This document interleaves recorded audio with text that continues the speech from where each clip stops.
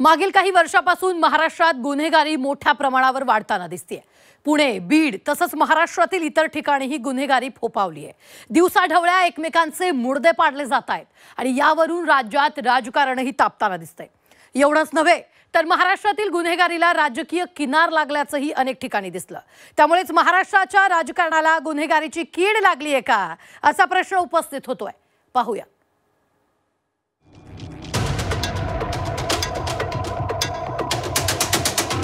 महाराष्ट्राच्या राजकारणाचं गुन्हेगारीकरण गेल्या काही वर्षात वेगानं होत चाललंय। पुण्यातील निलेश घायवळ आणि सचिन घायवळच्या निमित्तानं गुन्हेगारांच्या राजकीय कनेक्शनचा मुद्दा पुन्हा एकदा चर्चेत आलाय।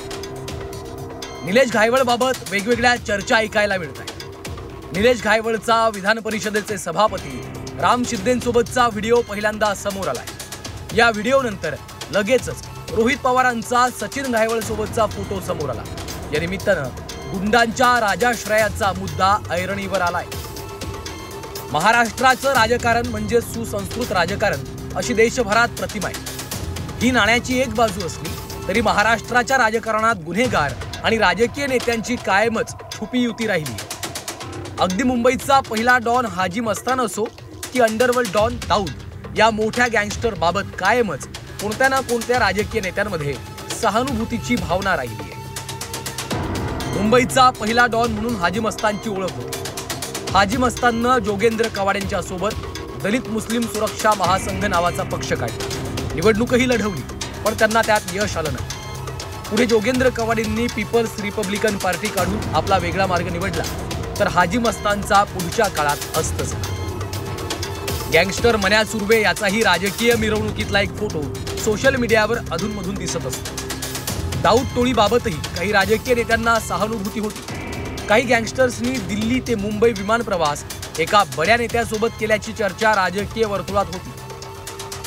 अंडरवर्ल्ड डॉन छोटा राजनचा लहान भाऊ दीपक निकाळजे यांनीही राजकारणात स्वतःला आजमावून पाहिलं। त्यांनी अनेक निवडणुकाही लढवल्या पण त्यांना लक्षणीय यश मात्र आलं नाही। राजकारण आणि गुन्हेगारी क्षेत्र हे तसं फार कधी काही वेगळं राहिलेलं नाही आहे। म्हणजे असं जनरली म्हटलं जातं की राजकारणात तुम्हाला काय गोष्टी लागतात तर 3M असं म्हटलं जातं, नेहमी लागतं की मनी, मीडिया आणि मसल पॉवर ही ज्यांच्यासोबत असते तो नेता मोठा किंवा त्याची ताकद मोठी असं मानलं जातं। पैसा तर अर्थात राजकारणातला सगळ्यात मोठा एक भाग आहे। मीडिया त्याच्यात एक खूप मोठी भूमिका बजावतो। त्यांचा मीडिया प्रेझेन्स, त्या नेत्याचं मीडियामध्ये असणारं प्रेझेन्स सगळ्यात जो पडद्यामागचं सूत्र एकेकाळी राहायचं ते होतं मसल पॉवरचं। म्हणजे महाराष्ट्रामध्ये ते नव्हतं कधी तर असं कधी म्हणू शकत नाही आपण फार कॉन्फिडेंटली, पण उत्तरेकडच्या राजकारणामध्ये बाहुबली नेते ज्याचं म्हटलं जातं, मग तिकडे पप्पू यादव किंवा त्याचं मंडळ ही राजकारणात नेहमी ॲक्टिव्ह राहिलेली आहे आणि बाहुबली नेते त्यांना तिथे म्हटलं जायचं। जेलमधून निवडणुका लढवण्याचा ट्रेंड तिकडेही होता। म्हणजे आपल्याकडे तसा तो फार उशिरा आला जेलमधून निवडणुका लढवण्याचा, पण महाराष्ट्राच्या राजकारणामध्ये जी खाली ग्राउंडवरची ताकद लागायची ही त्या मसल पॉवरच्या माध्यमातून नेहमीच राहिली। ते नेक्सस तिथे नेहमी होतं पण ते प्रत्यक्षात कधी आणलं गेलं नाही। महाराष्ट्राच्या राजकारणाला नेहमी सुसंस्कृत राजकारण म्हटलं गेलं किंवा मुद्द्यावरती आधारित राजकारण म्हटलं गेलं। महाराष्ट्रात खूप मोठ्या प्रमाणात कामगार चळवळी होत्या, महाराष्ट्रात विद्यार्थी चळवळी होत्या, इतर चळवळींचं महाराष्ट्रात मोठं प्राबल्य होतं। त्यामुळे तिथे ती ताकद कार्यकर्त्यांची एक फळी असल्यामुळे फार गुंडांच्या ताकदीची तेव्हा गरज पडत नव्हती, पण जिथे जिथे गरज असायची काही पॉकेट्स जिथे होते त्या पॉकेट्समध्ये मात्र या मसल पॉवरची गरज नेत्यांना पडायची। पण त्या काळामध्ये एक काळ असा होता, साधारणपणे आपण 80च्या आधी वगैरे म्हणू शकतो, 70-80च्या आधीपर्यंत, तोपर्यंत ही प्रत्यक्षरित्या कधी ॲक्टिव्ह राजकारणामध्ये मसल पॉवर वापरली गेली नव्हती। मुंबईच्या पलीकडं उल्हासनगरात पप्पू कलानी नावाच्या माफियाचा उदय झाला होता।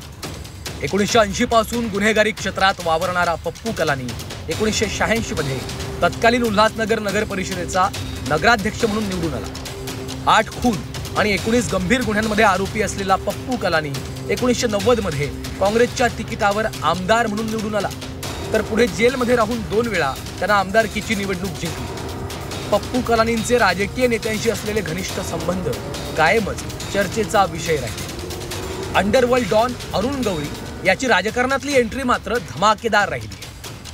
अरुण गवळीनं राजकारणात प्रवेश करताना अखिल भारतीय सेना नावाचा पक्षच काढला। डॅडीच्या या पक्षाला सुरुवातीला कमालीची लोकप्रियता मिळाली। डॅडीच्या कार्यशैलीमुळे पहिल्याच 2004च्या निवडणुकीत डॅडी आमदार झाला। कमलाकर जामसांडेकर प्रकरणात अरुण गवळीला जन्मठेप झाली। त्यामुळं अखिल भारतीय सेनेची लोकप्रियता कायम राहिली नाही, पण मुंबई महापालिकेत त्यांचे नगरसेवक निवडून येत राहिले. आणि हो, अरुण गवळीचा पक्ष असला तरीही कायम सत्ताधारी त्यांचा पाठिंबा घेत राहिले.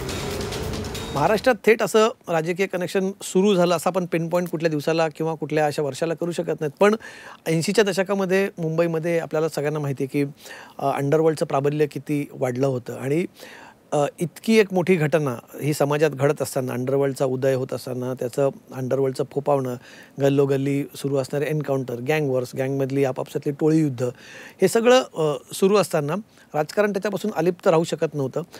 पण तेव्हा राजकारणात शिवसेनेचा, मराठीचा मुद्दा हळूहळू थोडासा मागे पडत शिवसेनेने जेव्हा हिंदुत्वाचा मुद्दा, पार्ल्याच्या पोटनिवडणुकीनंतर शिवसेनेला जेव्हा हिंदुत्वाच्या मुद्द्यावरती यश मिळालं, तेव्हा शिवसेनेने त्या हिंदुत्वाच्या मुद्द्याचं राजकारण कुठे सोडलं नाही. म्हणजे मला आठवतं आहे की एका सभेमध्ये तेव्हा दाऊद इब्राहिम हा राजकीय नॅरेटिव्हचा, त्या काळच्या पॉलिटिकल नॅरेटिव्हचा फार महत्त्वाचा भाग होता. त्याला हिंदुत्वाच्या राजकारणाची झालर होती, त्याला इथल्या गुन्हेगारी प्रवृत्तींच्या वाढीची त्याला एक झालर होती. पण हे असताना बाळासाहेब ठाकरेंचं एक विधान तेव्हा खूप गाजलं होतं की काँग्रेसचे काही नेते तत्कालीन ज्यांच्यावरती दाऊदच्या समर्थन करण्याचा किंवा दाऊदला प्रोटेक्ट करण्याचे आरोप त्या काळी पॉलिटिकली केले जायचे. असं असताना एका सभेत बाळासाहेब ठाकरे म्हटले होते की तुमचा दाऊद इब्राहिम तर आमचा अरुण गवळी. आता अरुण गवळीसुद्धा त्या काळी हे अंडरवर्ल्डमधलं महत्त्वाचं नाव होतं. त्यांचं तेव्हा प्राबल्य होतं अधोविश्वामध्ये, अंडरवर्ल्डमध्ये त्या काळी त्याचं नाव होतं. आणि एक प्रकारे त्याला पॉलिटिकल लेजिटिमसी मिळाली, आपण तेव्हा म्हणू शकतो की गुंड प्रवृत्तीच्या कुठल्या नेत्यांना थेट असं एखाद्या मोठ्या नेत्याने त्यांचं नाव घेणं किंवा त्याला एक प्रकारे समर्थन करण्याची पहिल्यांदा झाली. काळ बदलला, गुन्हेगारही बदलले. अंडरवर्ल्ड डॉन दाऊद पाकिस्तानात पळून गेला. गुन्हेगारी टोळ्यांचं पोलिसांनी कंबरड मोडून टाकलं. रस्त्यावरचं टोळी युद्ध थांबलं. पण गुन्हेगारी विश्वातल्या भाईंना आता राजकीय नेत्यांच्या अंगावरच्या पांढऱ्या शुभ्र खादीची भुरळ पडू लागली होती. गुन्हेगारीचं स्वरूप बदललं होतं. गुंडही आता राजकीय नेत्यांच्या अधिकच जवळ जाण्याचा प्रयत्न करू लागले. नाही म्हणायला राजकीय नेत्यांनाही गुन्हेगारी विश्वातल्या भाईंची राजकारणात गरज होतीच. गुंड यापूर्वी राजकीय नेत्यांचे कधीही कार्यकर्ते झाले नव्हते. गुंड फक्त नेत्यांसाठी लपवून ठेवण्याचं शस्त्र होतं. दहशत माजवण्यासाठी, निवडणुकीत बूथ कॅप्चरिंगसाठी या गुंडांचा वापर केला जात होता. पण गुंडांसोबत आपलीही गुंड म्हणून गणना होईल या भीतीनं कुणीही गुंडांना कार्यकर्त्यांचा दर्जा दिला नव्हता. पण जसा काळ बदलला तसा गुंड नेत्यांचे कार्यकर्ते म्हणून मिरवू लागले. नेत्यांसोबत पांढरे कुर्ते घालून गुंडांनी मिरवण्यास सुरुवात केली. दुसरीकडे विकासाचा वारू महाराष्ट्रात चौफेर उधळला होता. पुणे शहर पेठांच्या बाहेर पडून विस्तारलं होतं. मुळशीपासून तळेगावपर्यंत पुण्याची वेस विस्तारली होती. भाई आता भूमाफिया झाले होते. नेत्यांचे हस्तक म्हणून ते तिथं वावरत होते. गुन्हेगारांना राजकीय संरक्षण हवं असतं. सत्ताधाऱ्यांसोबत असलो की पोलीस हात लावत नाही असं कायमच गुन्हेगारांना वाटतं. शिवाय राजकीय नेते वेगवेगळ्या पद्धतीनं या गुन्हेगारांना राजकीय संरक्षणाची सावली देत असतात. गुन्हेगार जसे नेत्यांचे लेफ्ट आणि राईट हँड झाले, तसे गुंडांच्याही राजकीय महत्वाकांक्षांना पालवी फुटू लागली. गुंड आता थेट राजकीय आयडिओलॉजी स्वीकारून वेगवेगळ्या पक्षांची उपरणी खांद्यावर घेऊ लागले होते. गुन्हेगारांचं राजकीयकरण म्हणजे अनेक गुन्हेगारांचे नातेवाईक स्वतः गुंड नगरसेवक झाले. काही गुंडांनी त्यापेक्षाही मोठं होण्याची स्वप्न पाहिली. काही राजकीय नेत्यांनी आपली 2 नंबरची कामं थेट या गुंडांना देऊन टाकली होती. परळीचा वाल्मिक कराड हा पवनचक्की कंपन्यांकडनं नणी वसूल करत होता. औष्णिक प्रकल्पाच्या राखेतून हा माफिया उभा राहिला होता. राजकारणातली स्थानिक पातळीवरची सगळी बेरीज वजाबाकी तोच पाहायचा. पुण्याचा गजा मारणे जेलमधून आत बाहेर करत असतो, पण त्याची बायको एका राजकीय पक्षाची पदाधिकारी होती. वर्षभरापूर्वी हत्या झालेला शरद मोहोळ हा स्वतःची हिंदू डॉन म्हणून प्रतिमा तयार करत होता. मुख्य प्रवाहातील राजकीय पक्ष त्याच्याशी सहानुभूती बाळगून होते. बीडमध्ये जो आता मागच्या काळात प्रकार झाला की तिथे खंडणी कशी वसूल केली जात होती. पवनचक्क्या काही ठिकाणी आल्या होत्या. मग काही ठिकाणी राखेतनं पैसा उभा राहिला, काही ठिकाणी रिअल इस्टेटचा पैसा होता, काही ठिकाणी उद्योगांमधला पैसा होता. हा सगळा याच्या भोवती हे गुन्हेगार जसं गुळाच्या भोवती मुंगळे जमायला लागतात तसा तसा जिथे जिथे पैसा येऊ लागला त्या पैशाभोवती इथे हे गुंड आणि यांची गुन्हेगारी प्रवृत्ती वाढू लागली. बरं, 14 नंतर राजकारण फार बदललं, झपाट्याने बदलत गेलं राजकारण. इतक्या दिवसाचं कन्व्हेन्शनल राजकारण बदलत होतं. राजकारणाने एक वेगळी दिशा पकडलेली होती आणि कंट्रोल गव्हर्नमेंटवरचा, कारण युतीचं जरी सरकार असलं तरी सुद्धा त्याच्यावरती भाजपचा कंट्रोल खूप स्ट्रॉंग होता. त्यामुळे अशी जेव्हा सरकारं असतात तेव्हा गुन्हेगारीचं स्वरूप आणखी थोडंसं वेगळ्या प्रकारे बदलतं. मग ते काय करतात, हे गुन्हेगारी प्रवृत्ती स्वतःला त्या पॉलिटिकल सिस्टमनुसार अडॉप्ट करायला लागली ही गुंड. जसं यांनी स्वतःच आता राजकारणात आलेले होते बऱ्यापैकी गुंड. पुण्यासारख्या शहरांमध्ये छोट्या छोट्या गँग असेल, त्यांची नावं सुरू होती. मग गायवळ असेल, मारणे असतील, अंधेकर असेल, छोट्या छोट्या गँग्स इथे छोट्या छोट्या पार्ट्समध्ये ॲक्टिव्ह होत्या. या सगळ्या गँग्स मग स्वतःचं अस्तित्व ठेवून स्वतःचं वेगळं राजकारण लढवण्यापेक्षा आहे त्या सत्तेच्या सोबतच जायचा, त्या सत्तेसोबत राहा, त्या सत्तेसोबत स्वतःला आयडेंटिफाय करा, त्यांच्या आयडियॉलॉजीशी आयडेंटिफाय करा. जसं मुंबईतले समजा त्या काळी सुरुवातीच्या काळात जेव्हा गुन्हेगारी स्वरूपाची मंडळी राजकीय स्वतःला राजकारणाशी जोडून घेत होती, म्हणजे माझ्या मते अमर नाईक होते. अमर नाईक यांच्या पत्नी आणि त्यांच्या घरातल्या महिला नगरसेवक झाल्या होत्या शिवसेनेच्या. त्यांनी तिथे स्वतःला ती स्वतःच्या घराची गुन्हेगारी पार्श्वभूमी बाजूला ठेवून राजकारणाशी स्वतःला असोसिएट करून घेतलं होतं. तसंच पुण्यामध्ये आपल्याला मधल्या काळात बघायला मिळालं की हीच गुंड प्रवृत्तीची माणसं स्वतः राजकारणात येऊ लागली होती. राजकीय पक्षसुद्धा त्यांना त्यांच्यावरच्या केसेस बाजूला एक वेळ थोडंसं दुर्लक्षित करून त्यांच्याकडे एक राजकीय ताकद म्हणून बघू लागल्या होत्या. सचिन घायवळ आणि निलेश घायवळ यांनीही तर यावर कळत चढवल्याचं पाहायला मिळालं. निलेश घायवळ हा तसा पुण्यातला गुंड, पण 2020 नंतर त्यानं त्याचा कारभार पुण्याच्या बाहेर हलवला होता. त्याला राजकारणात थेट प्रवेश करायचा होता. त्यासाठी त्यानं वेगवेगळ्या राजकीय पक्षाच्या नेत्यांशी सलगी वाढवली होती. अहिल्यानगर जिल्ह्यातही त्यानं जामखेड परिसरात आपली दहशत निर्माण केली होती. राम शिंदेंच्या प्रचारात तो फिरताना दिसला. रोहित पवारांच्या मातोश्रींकडून त्यानं स्वतःचं कौतुक करून घेतलं. सचिन घायवळचे रोहित पवारांसोबत फोटोही व्हायरल झाले. निलेश अहिल्यानगर, बीड, धाराशिव या जिल्ह्यातल्या पवनचक्की कंपन्यांकडनं प्रोटेक्शन मनी वसूल करायला त्यानं सुरुवात केली होती. पवनचक्की कंपन्यांकडनं घेतलेला सगळा पैसा निलेश घायवळ स्वतःकडेच ठेवत होता का? तर नाही. राजकीय नेत्यांना तो पैसा हवा होता. यासाठी त्यांना फ्रंटमॅन म्हणून घायवळ सारखे गुंड हवे होते. राजकारण आणि गुन्हेगारी याची सुरुवात काही घायवळ प्रकरणामुळे आणि आजच्या प्रकरणामुळे सुरू झाली असं नाही. 90च्या दशकापासनं मुंबईमध्ये आपण राजकारण आणि गुन्हेगारी कसं एकमेकांच्या सोबतच वाढली आहे किंवा कसं गुन्हेगारांना राजकारणाचं प्रोटेक्शन होतं हे आपण बघत ऐकत आलेलो आहोत.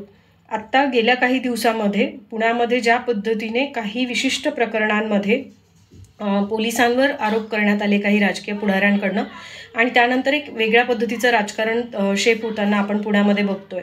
पण हे सगळं करत असताना खरोखर आरोप करणाऱ्या राजकारण्यांनी म्हणजे त्या गुन्हेगारीला आळा घालण्यासाठी फक्त आरोप करण्यापलीकडे काही केलंय का, हे फक्त तेवढ्यापुरतं एक ढवळण्याचं काम हे पुढारी करून मग त्यातनं नेमकं ते काय साधतात असाही प्रश्न पडतो. मग अगदी पोर्शे कार प्रकरण असेल, ड्रग माफियांचं प्रकरण असेल आणि आता घायवळ यांचा जो मुद्दा चर्चेत आला आहे, मला वाटतं की ह्या दोन्ही अँगलने पाहिलं पाहिजे.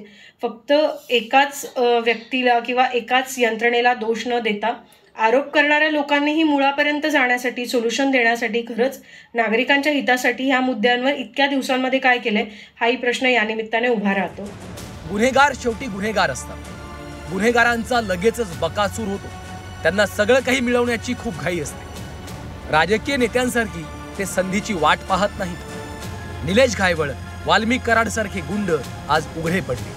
त्यांची राजकीय उपयुक्तता संपली म्हणजे ते राजकारण गुन्हेगारी मुक्त झालं असं नाही. निलेशची जागा घेणारा दुसरा बकासूर राजकीय नेत्यांनी शोधलाच असेल. वाल्मिक कराडची सगळी कामं आता दुसरा कोणीतरी वाल्मिक सांभाळायला लागला असेल. महाराष्ट्राचं राजकारण आता बिहार, यूपीपेक्षाही पुढे गेल्याचं बोललं जाऊ लागलंय. महाराष्ट्राच्या राजकारणाचं वेगानं होत चाललेलं गुन्हेगारीकरण रोखण्यासाठी नेत्यांनाच पुढाकार घ्यावा लागणार आहे. स्वतःच्या स्वार्थासाठी गुन्हेगारांची विषवल्ली नेतेच राजकारणात आणू लागले. त्यांना छोटी मोठी पदं देऊन आपलं काम काढून घेणं बंद केलं पाहिजे. नगरसेवक झालेल्या गुंडांना आमदार, खासदार होण्याची स्वप्न पडू लागतील. एकदा का बहुसंख्याक गुंड राजकारणात स्थिरावले की ते शालीन राजकारणाची धुरा वाहणाऱ्या राजकीय नेत्यांचा आणि राजकारणाचा निकाल लावतील. आता सत्तेत वाटा मागणारे गुन्हेगार एक दिवस नेत्यांचं राजकारणही काबीज करतील. आता नेत्यांनीच ठरवायचंय की शहाणं व्हायचं की महाराष्ट्राच्या राजकारणाला बदनाम करायचं.